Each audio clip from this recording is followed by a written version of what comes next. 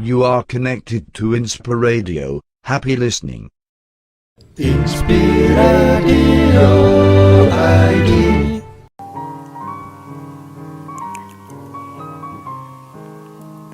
Tadi aku udah bacain 3 cerita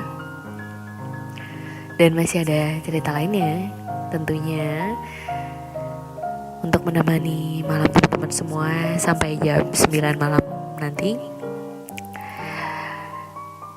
Buat teman-teman yang mau request lagu bisa langsung aja DM ke Instagram tulisan masa lalu di @tulisan.masalalu @tulisan.masalalu.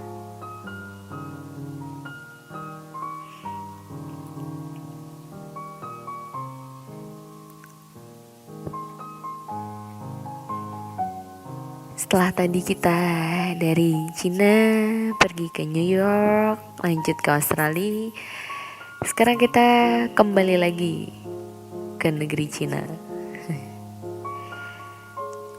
Mungkin dulu waktu kita kecil, kita sering nih dengar canda-canda orang yang bilang, wah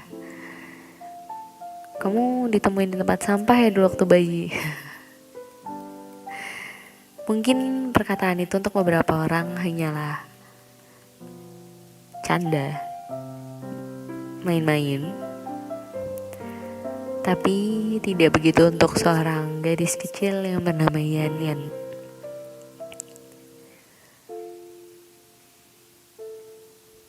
Kurang lebih sekitar tahun 2010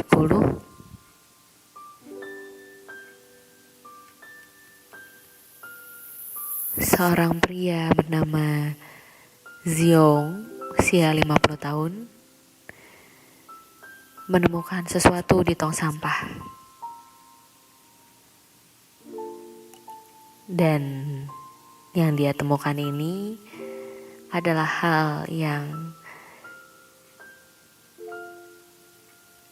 akhirnya mengubah hidup dia.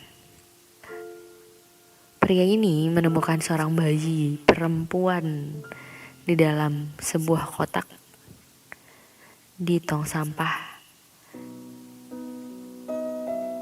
dekat tempat Ziong bekerja.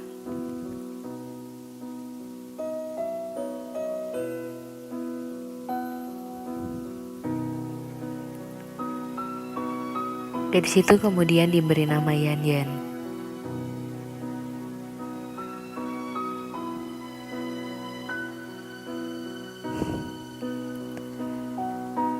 Bekerja, iya. Yan ditemukan di dekat tempat Ziong bekerja. Pekerjaan Ziong adalah mencari botol plastik di tempat sampah.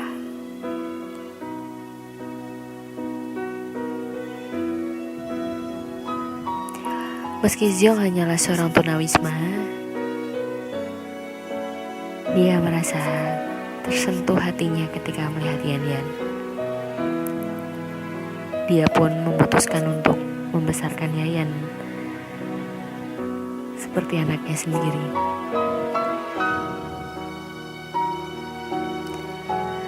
Ziong tidak tahu Yan Yan berasal dari keluarga mana, kenapa ia dibuang.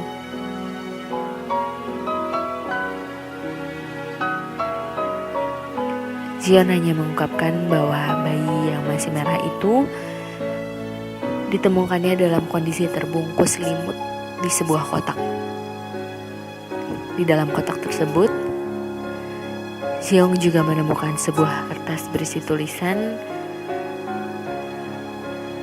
tempat, dan tanggal lahir Yan Yan.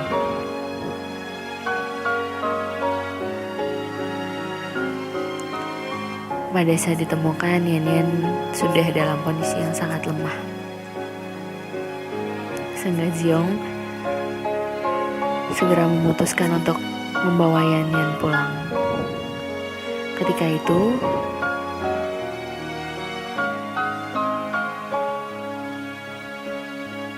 Ziong masih bertempat tinggal di sebuah ruang kecil yang tidak bisa disebut rumah bersama seorang istrinya. Pasangan baik hati itu lantas membeli botol susu untuk memberi makan pada Yan Yan. Dan sejak saat itu juga Ziong dan istrinya memutuskan untuk merawat Yan Yan selama mereka bisa. Menurut Ziong, tidak peduli seberapa sulit hidup saya berniat untuk membesarkan sampai dia cukup dewasa untuk berdiri di atas dua kakinya sendiri. Begitu katanya. Bahkan Ziong tidak ingin menitipkan Yan Yan di panti asuhan karena tidak percaya bahwa putrinya akan memiliki kehidupan yang baik di sana.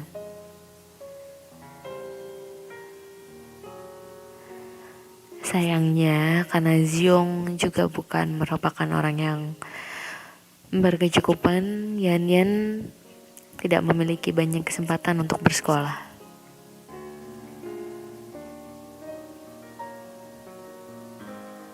Namun, meski Ziong tidak memiliki pendidikan yang tinggi, dia tetap berusaha untuk melakukan yang terbaik demi Yan Yan. Ziong mengajarkan Yan Yan membaca, menulis, berhitung semampu Ziong. Terkadang, Ziong juga meminta beberapa temannya yang juga tunawisma untuk mengajari Yan Yan soal-soal matematika yang sulit yang Ziong tidak mengerti. Kini Yan Yan, putri kecil Ziong, sudah bisa membaca puisi dan kisah-kisah dongeng dengan lancar. Kebaikan hati Ziong tertanam di dalam Yan Yan. Kini Yan Yan sering menghibur teman-temannya di bawah jembatan dengan membacakan mereka dongeng atau puisi yang dia tahu. Ada latar belakang mengapa Ziong memutuskan untuk merawat Yan Yan dan mengurus Yan Yan. Walaupun beberapa tahun kemudian Ziong terpaksa untuk mengurus Yan Yan seorang diri karena istrinya meninggal.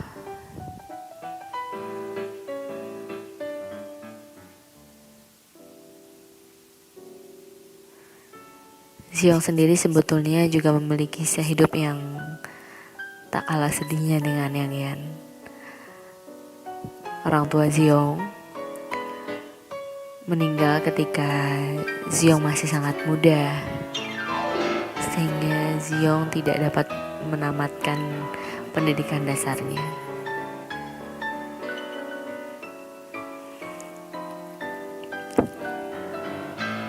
Namun, semua kesulitan dalam hidupnya tidak pernah melunturkan niat Ziong untuk merawat Yan Yan atau bahkan menyerahkan Yan Yan pada orang lain. Meskipun jalan hidupnya sulit, Yan Yan juga tidak pernah mengeluh. Tidak jarang Ziong dan Yan Yan kekurangan makanan.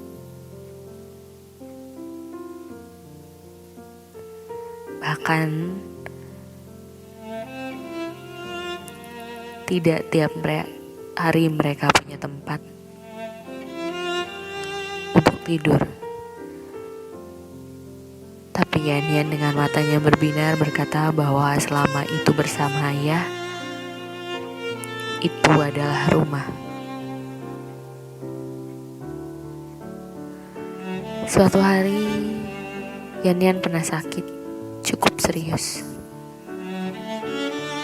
Namun beruntung, ada orang lain yang menolong mereka dan Yan Yan bisa cepat pulih dan kembali sehat.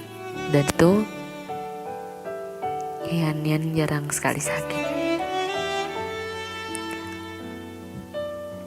Namun sayangnya sampai saat ini Yan Yan tidak bisa secara resmi diadopsi karena Ziong tidak memenuhi persyaratan. Dan juga belum ada bantuan dari pihak manapun untuk Xiong dan Yan Yan.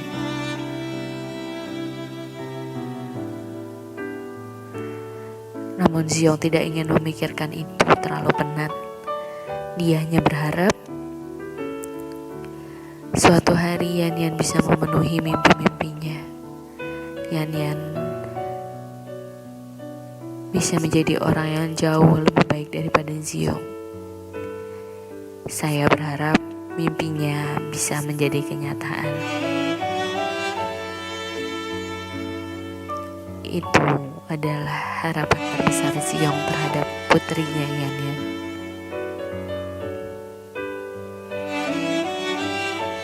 Dalam keadaan tersulit sekalipun, pada dasarnya setiap manusia punya hati yang bersih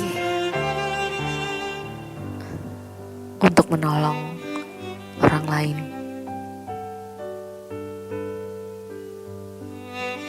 Pada dasarnya manusia terkadang lupa bahwa dirinya juga sedang sulit.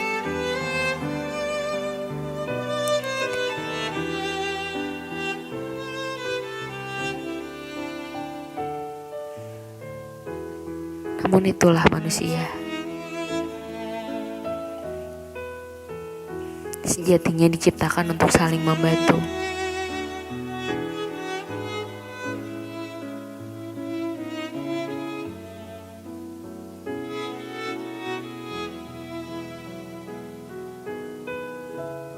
Namun terkadang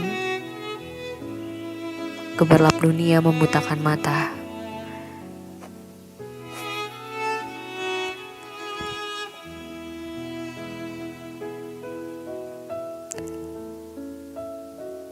Sehingga setelah hujan,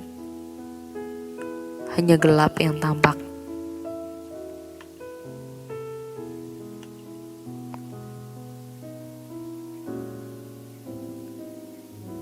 Pelangi makin sulit ditemukan.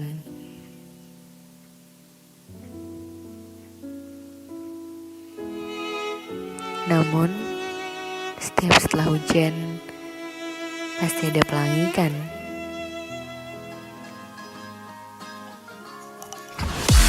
Jangan kemana-mana, dengerin terus Inspire Radio, inspirasi tanpa batas.